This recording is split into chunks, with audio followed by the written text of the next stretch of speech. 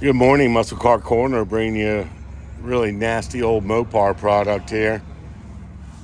Never did care for the bodies these much on these 62 Polara 500s. They didn't get good till about 64, 63 or 4. This is a 62 Polara 500 Max Wedge. It's got the 413, 410 horse. It's got a 3-speed manual transmission. That is super rare. That was a bottom-of-the-line transmission if you didn't order the push-button torque flight or the 4-speed. This car is way off on price, $65,000 it went up to. These cars, are kind of the ugly duckling of the Mopar Polaras, but they're super cool in their own right. They had unbelievable designing on them. It's funky looking. It's of the era. I just never really cared for them much, but I did drive one of these with a 413 Max Wedge, and I was simply amazed how quick it was.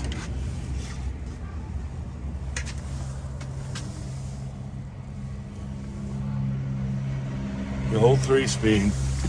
Well, I tell you what, that's probably 101. Look at that amazing stereo system. Nice. The cool little buckets in it. Two-tone interior.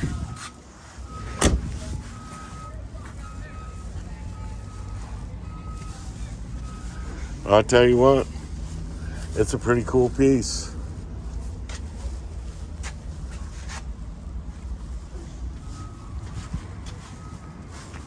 This car looks to be original Survivor with a paint on it.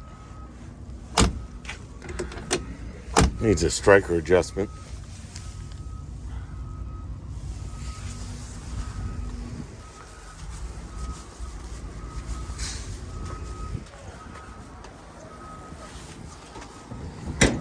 Let's see what we got under the hood. There we go. Max Wedge. These cars are so far ahead of their time. Look at the exhaust manifolds on it.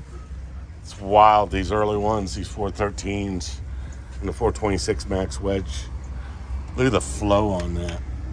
That's simply amazing. These 413s were nasty little motors.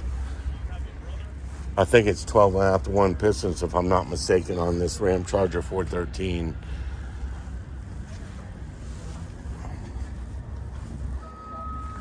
Design of the Cross Ram was something that GM came out with in the late 60s, where you could buy one over the counter for a DZ302 car and buy the intake from them that wasn't offered from the factory, as far as I know.